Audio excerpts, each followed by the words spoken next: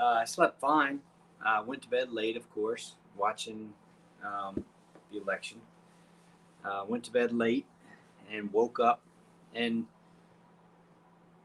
I immediately woke up with a sense of kind of heightened activity, and I noticed it in my chest, in a kind of a feeling of like a like just a, and I noticed it in my thoughts.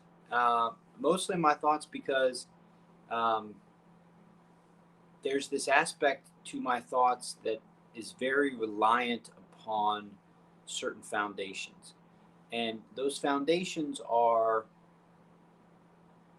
kind of just how I make up the world, right? How I make up my reality. And what's so interesting about that is, and I really noticed this with my mom. So when my mom passed at the beginning of this year, I think it was January 27th or something like that. I just remembered thinking how much of my understanding of the future, my hopes and dreams, um, were built on top of certain foundations being just ever present. And when one of those foundations, a huge foundation being my mom, um, changed, there was just this sense of like a like a wobbly wheel on a car. It was like as I was driving, I had these four wheels, and then the wobbly wheel starts to shake, and all of a sudden it's just gone, right? Now, unlike a physical thing, when kind of this structure of a thing shifts, changes, or doesn't make up what you thought it would make up, it's not that the wheels fall off and everything falls apart. So it's not that. What happens is that there are patterns, there are ways that we think that are predicated on certain things being solid or standard.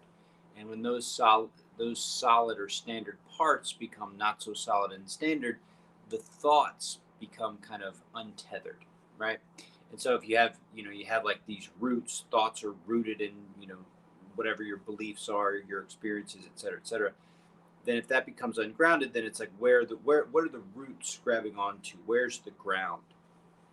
And in the past, my interaction with ungrounded experiences was one of trying to find the ground. So trying to find the ground, um, trying to find the authentic ground, the right ground, trying to get back to this place of confidence and assuredness, et cetera, et cetera. And what would always happen was I would kind of try to find a thought process that would get things back to where I needed them, which was like the sense of confidence, a sense of assuredness, a sense of this is the path forward.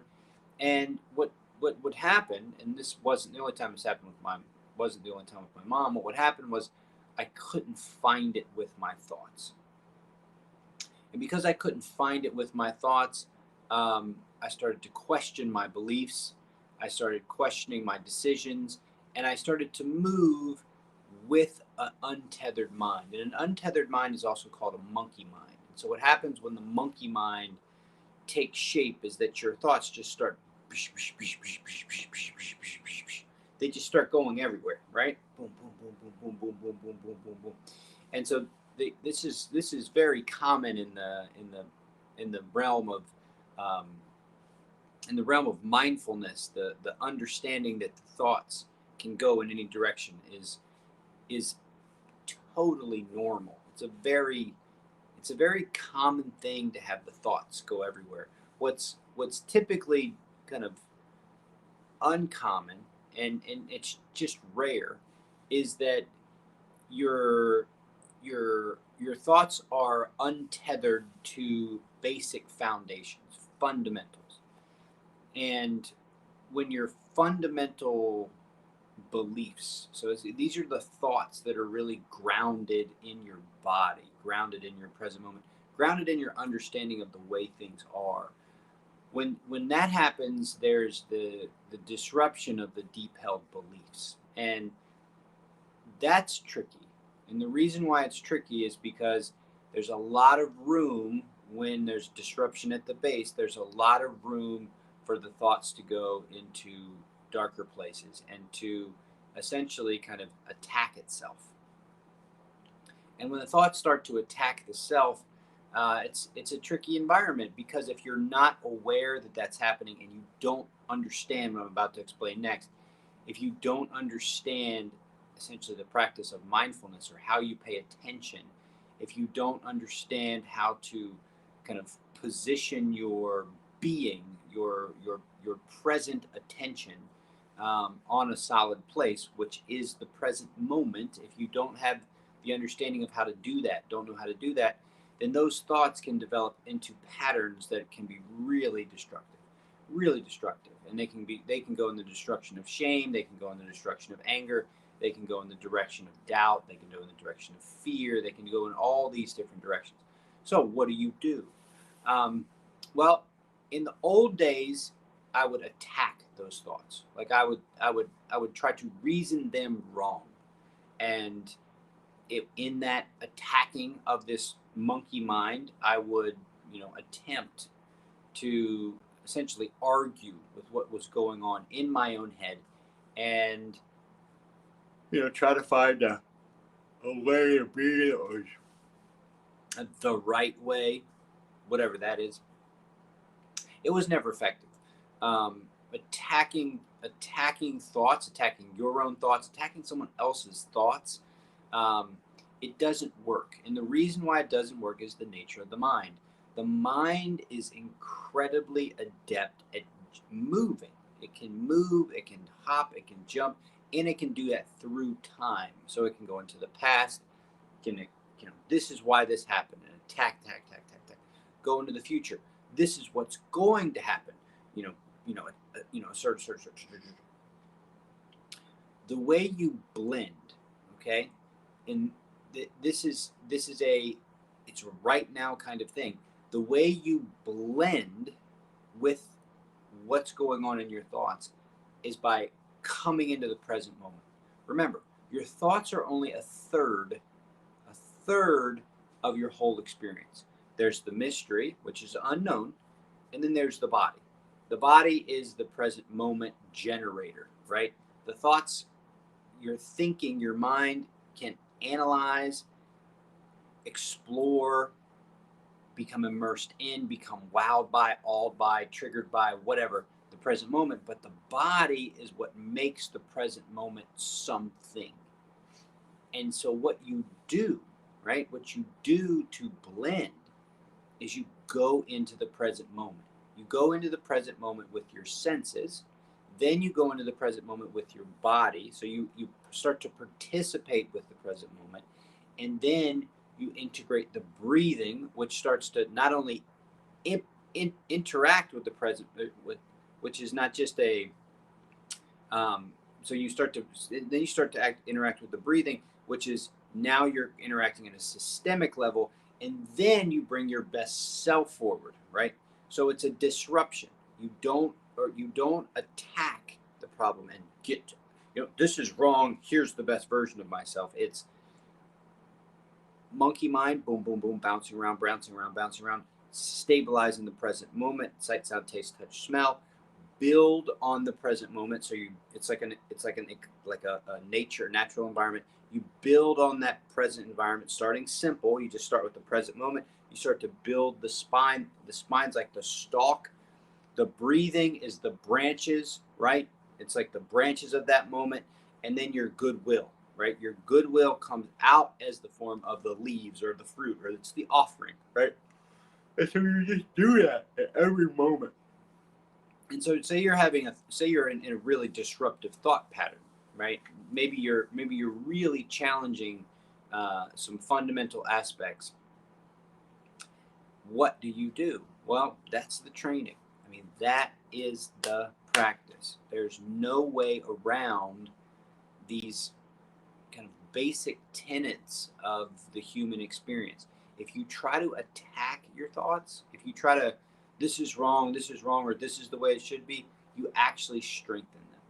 It's like you can't attack something with that something. You can't attack your thinking with thinking, right? You're just feeding thinking, right? The way you attack thinking is not by attacking it at all and just, okay, here are my thoughts, here's what's happening, let me get to the present moment. You come into the present moment with your senses. You focus on your senses. Your attention shifts. You shift from thinking, past, future, present moment. Okay, that's the seed. Okay, the seed gets planted. Boom. Then you build your spine. That's like the stem, the stalk, whatever. You build your spine. Boom. Breathing, branch out.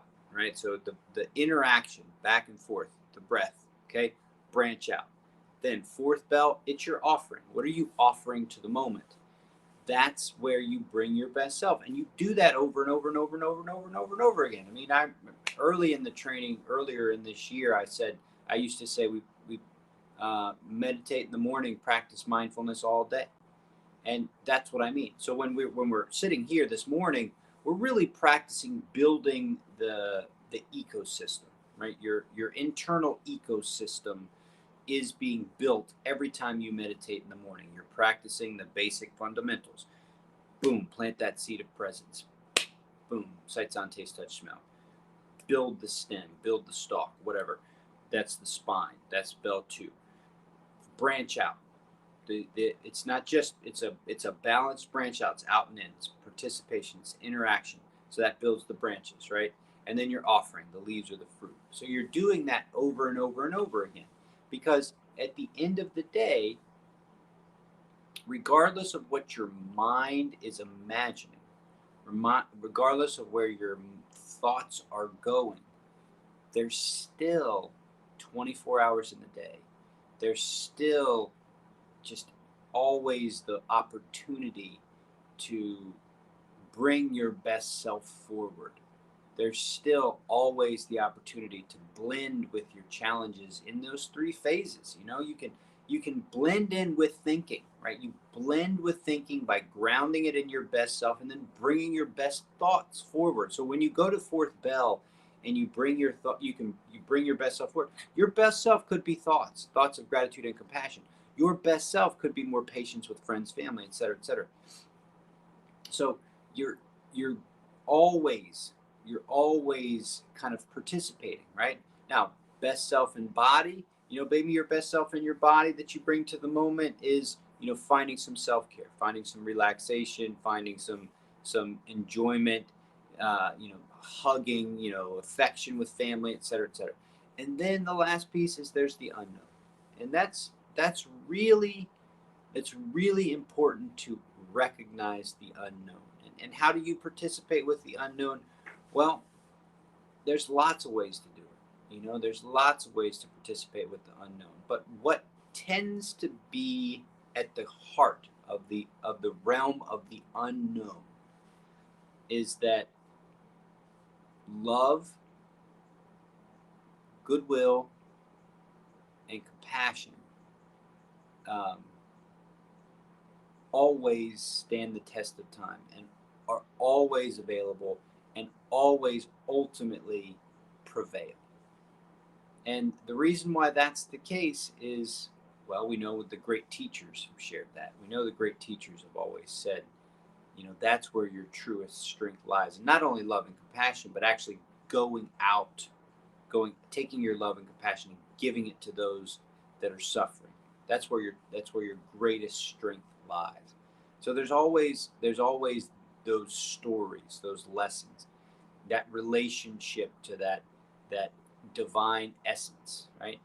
And so that's always there, and you can't at any given time know how that's going to turn out because it's the mystery, it's the unknown.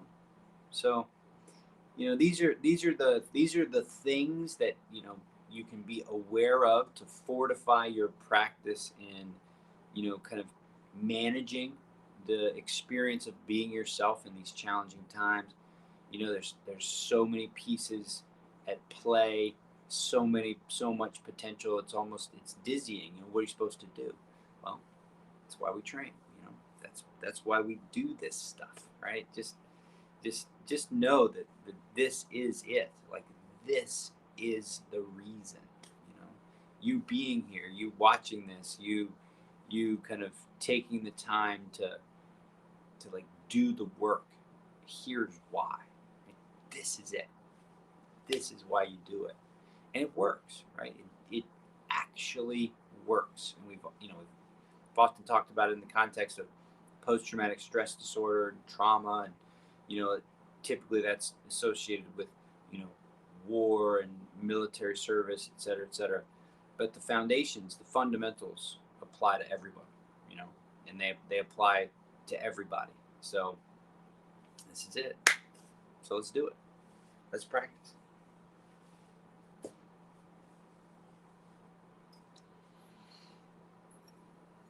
All right.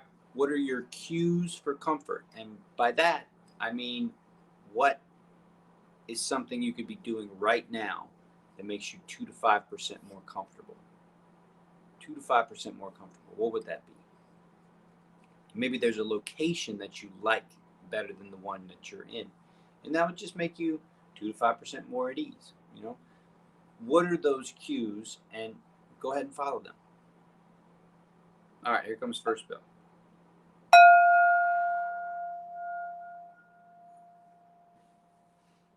So the first thing I notice is my eyes. My eyes are tired, so I'm just going to close them right away.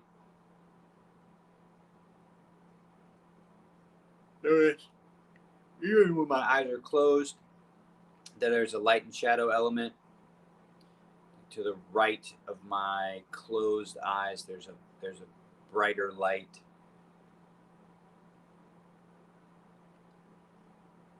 It's a shift from my eyes, a shift in my sense of sound. So I've got the little self heater to my left. That's making the most of the white noise. I can almost hear, I can just barely hear the refrigerator to the front right.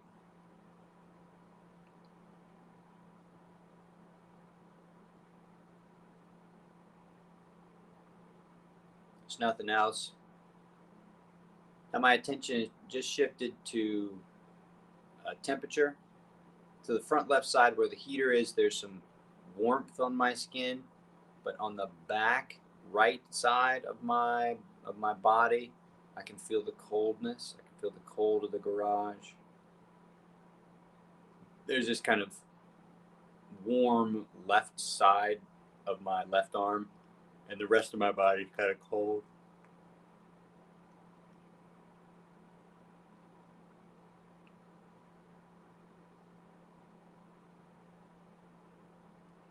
Noticing smell, not much to notice. Noticing the mouth, a little bit of moisture in the mouth, not a lot going on in the mouth. Quiet corners, noticing the quiet. That's bell 1. So now going to bell 2.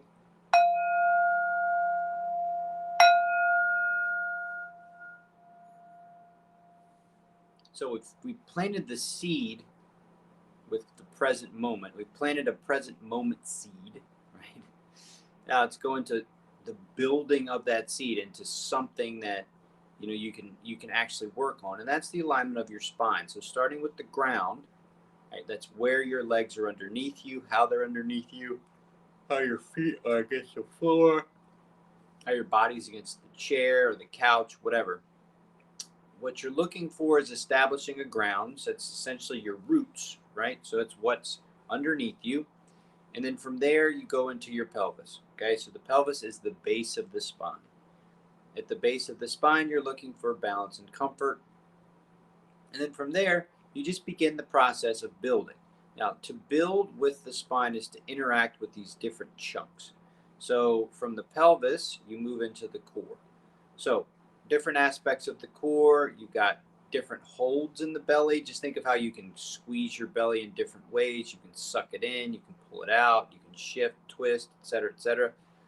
Look for kind of released tension and no effort anywhere. So by that I mean, if you feel any contraction in the muscles of your core, see if you can let them out. I know personally I'm often kind of pulling my core in because I want to look skinnier than my body really is. So I'm, sucking my core in. So, I have to often just kind of let that out, let that relax. And then from there, you kind of let the slack, you tighten up the slack. So you let the core out, but you tighten up the slack by lifting the heart. Now you don't lift the front of the heart, you don't lift the back of the heart. You lift the heart from the center. So it's like your heart, which is right by your spine, right to the left of your spine, kind of lifts up from the center of the body. So it's not tilting, it's not angling, it's just a kind of a lift from the center of the heart space. There you also have time to get to the shoulder blades. And again, you're building, right? You're building this structured spine that's comfortable, aligned, but it also is relaxed. So the build doesn't come at the cost of tension. The build comes from attention, not tension, attention. So you get to the throat space, noticing throat, jaw. It's always worth moving the jaw around. That's what you gotta do. The jaw, I know for me is, constantly working, constantly clenching my jaw. So just notice that. Get to the top of the head, top of the spine. You're looking at a millimeter of height. You want to imagine your spine getting taller by a millimeter, and you'll feel that, just that little lift. So you think of the very center of your head, and you imagine that center moving up by 1 millimeter, and that's enough to stimulate the whole spine up. Soften the facial muscles.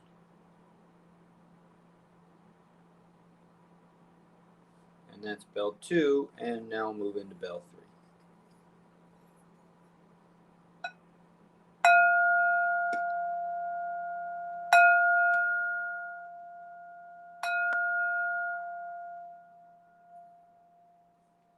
So bell 3, you have tons of options here, but first just set a baseline with just the breath. So take a breath in.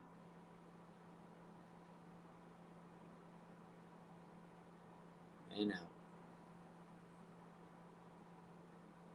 Now max it out. Go as big a breath as you can. And let that go. Now let's work on some holds. 4, 7, 8. Let's do that 2 times. Breathe in for 4 seconds. Hold for 7 seconds.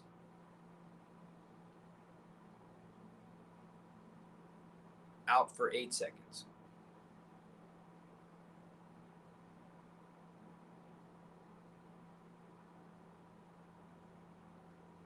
In for 4. Hold for 7.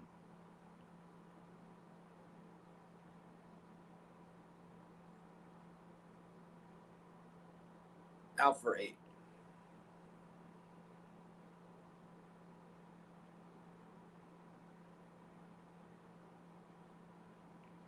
Now inhale all the way up and hold.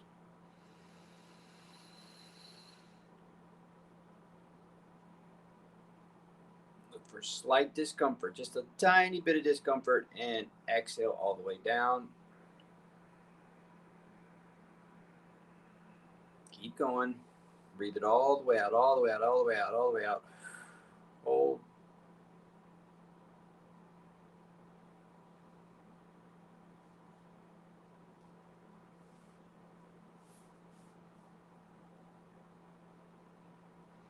Breathe it back in. Hold at the top.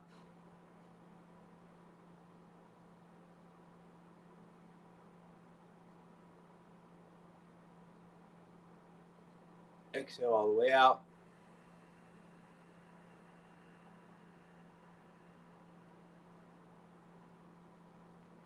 Come back to normal.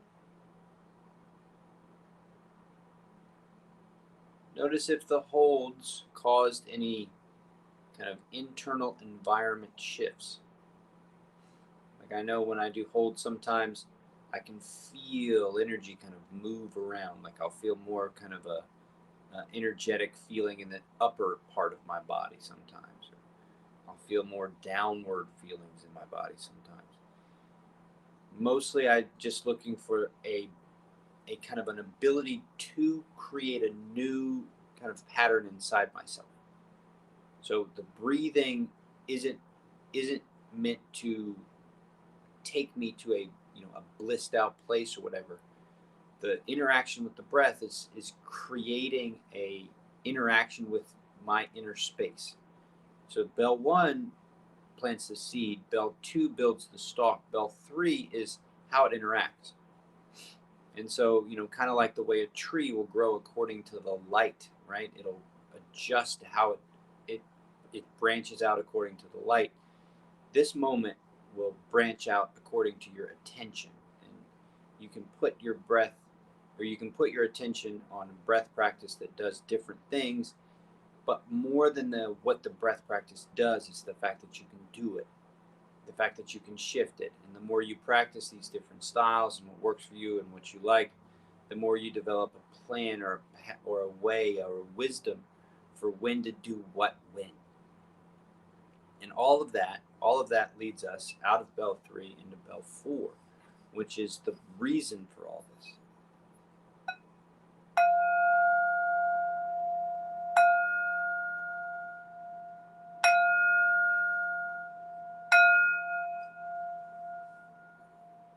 So the reason you go through these steps is to get to bell four, and the bell four is the best self, right? The best version of yourself.